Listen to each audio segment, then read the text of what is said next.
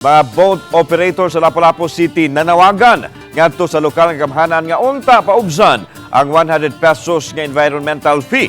Mipadayag usab sila og kabalaka kun ugaling matigayon ang nadawat nilang kasayuran nga ang lokal nga kagamhanan ang magpadagan sa turno-turno sa island hopping. Ang report ni Luan Merondina. Nagtigom kaganihang buntag sa Datag Maribago, kini mga sakop sa Maribago Island Hopping Operators aron tukion ang dagan sa ilang patigayon. Usa sa ilang plano ang pagduso og petisyon ngadto sa lokal nga hagamhanan nga paus-usan ang environmental fee nga 100 pesos alang sa island hopping ug tanang water sports activities nga gipatuman karon sa dakbayan ngadto na sa 30 pesos. Gani nagsugod na sila sa ilang signature campaign. Matod ni Hines Soliano, usa ka island hopping operator nga sukad gipatuman ang 100 pesos nga environmental fee niadtong Mayo 1 ni menos ang ilang mga guest kay didto na kini sa Cordova kay mas ubos ang environmental fee. Usa sa iyang gikuhaan og base ang 2 million pesos nga income sa lokal nga kagamhanan gikan sa environmental fee sulod lang niadtong buwan sa Mayo. Base sa 2 million ha? 5 ra gid unom nga hospital na nakapambot kada adlaw. Ang dagan, ako nag-iprori sa 5. Diri lang ko magistorya. Sa 60 may kapambot. Ya 7 ang dagan. Gamit ka ang 53.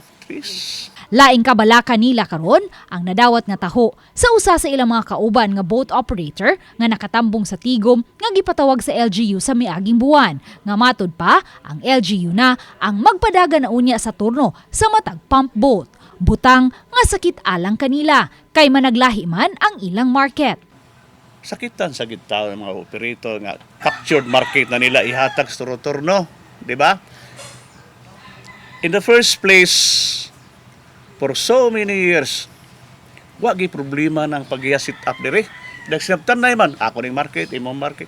Gipasabot ni Konsehal Annabeth Quezon, ang principal author sa ordinansa sa environmental fee, nga sa pagkakaroon wala pay tigom nga gipatawag uban ang Senro ug City Treasurer's Office aron tukion ang himuong amendments. To revisit the ordinance, kinahanglan as the kanang principal author, kinahanglan ko og request kay wa man ko kibaw sa implementing agency because we are not the implementing agency. Like for example, Senro, if makit-an nga sa Senro nga there is a need really to amend, we will do so. Matod ni Quezon, mangita hinuon siya og pamaagi aron mahatagan og assistance ang mga apektadong boatmen ug boat operators ning panahon karon nga lean months sa island hopping. Samtang gitataw ni Quezon nga way plano ang LGU nga i-centralize ang pagbayad sa island hopping ug nga ang LGU na ang mo-regulate sa maong patigayon. Kung moingon ta nga centralized, there is no plan yet to centralize the collection sa usa ka lang ka lugar.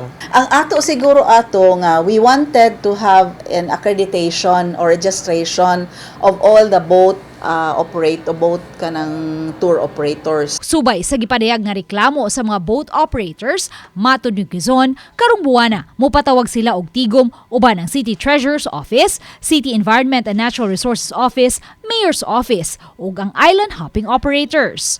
Uban ni Marlon Melgazo, Luan Merondina, Balitang Bisdak.